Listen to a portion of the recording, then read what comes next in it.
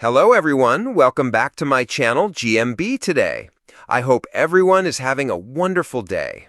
The Chase fans were left stunned as they were informed of a little-known wedding rule.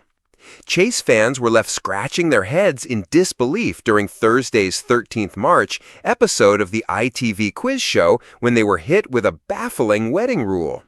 Host Bradley Walsh introduced 4 fresh contestants eager to challenge the day's chaser, none other than Anne Hegarty, famously known as the governess.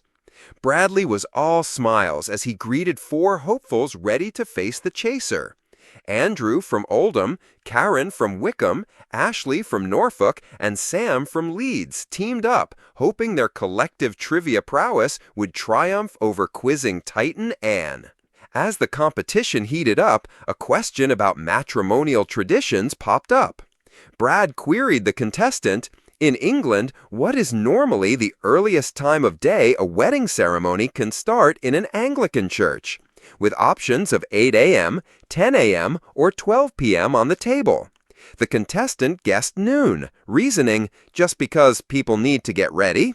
But jaws dropped when the correct answer was unveiled as 8 a.m., leaving viewers at home utterly gobsmacked.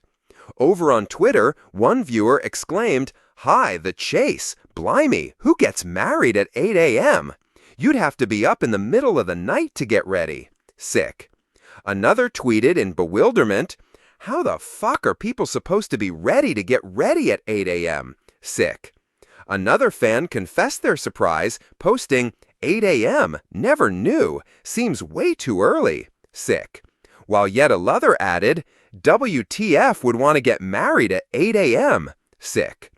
Earlier this week, the Chase viewers were left scratching their heads over a ridiculous question about the Hollywood Walk of Fame that stumped both chaser Jenny Ryan and the audience, reports The Express.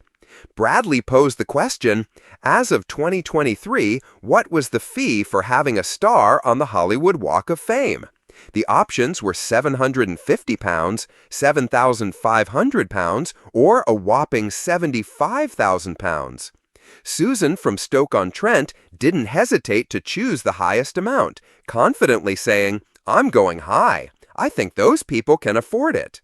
Bradley expressed his skepticism, remarking, "I don't think it's that. I think it's B."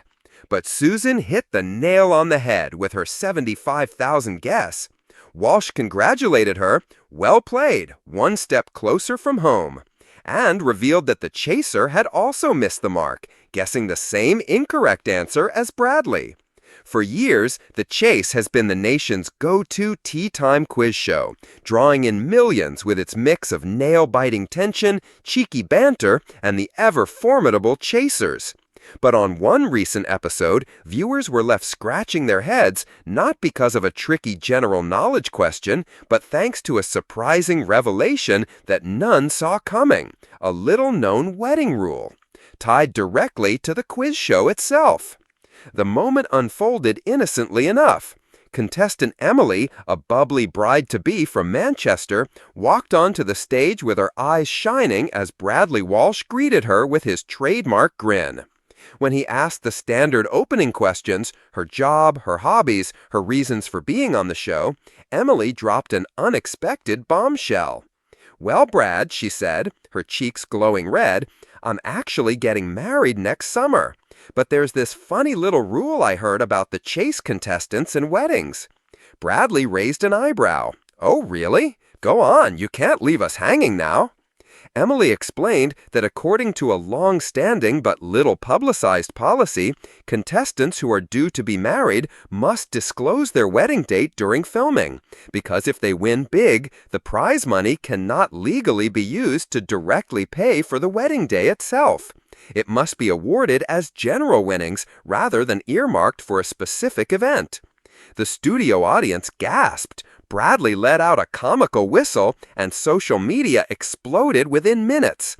Fans who had tuned in expecting a regular round of quiz questions suddenly found themselves knee-deep in a debate about wedding laws, ITV's quirky behind-the-scenes rules, and whether anyone had ever tried to bend them.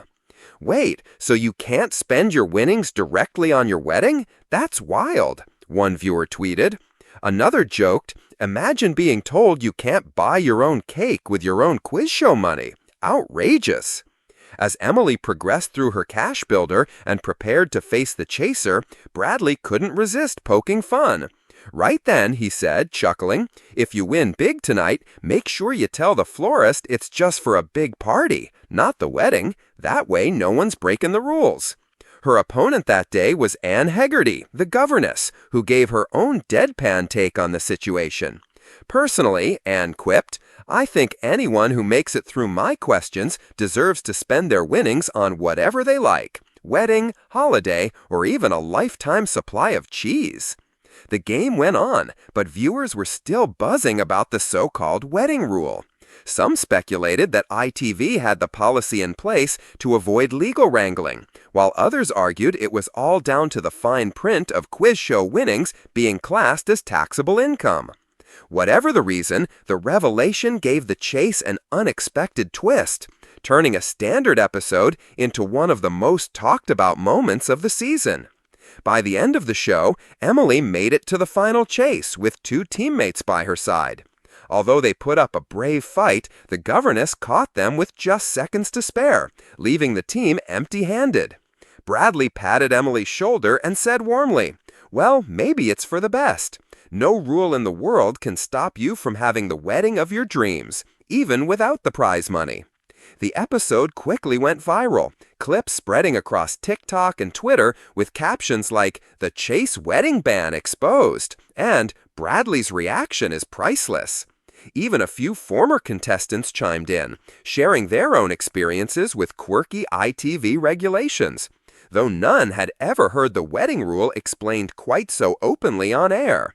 In the end, it wasn't the size of the jackpot or the speed of the chaser's answers that stuck with fans. It was the reminder that, behind the high-pressure quiz questions and tense showdowns, the chase is still full of surprises, sometimes hiding in the fine print of the rules. And, as one amused viewer put it, "Trust the chase to turn even weddings into a general knowledge question."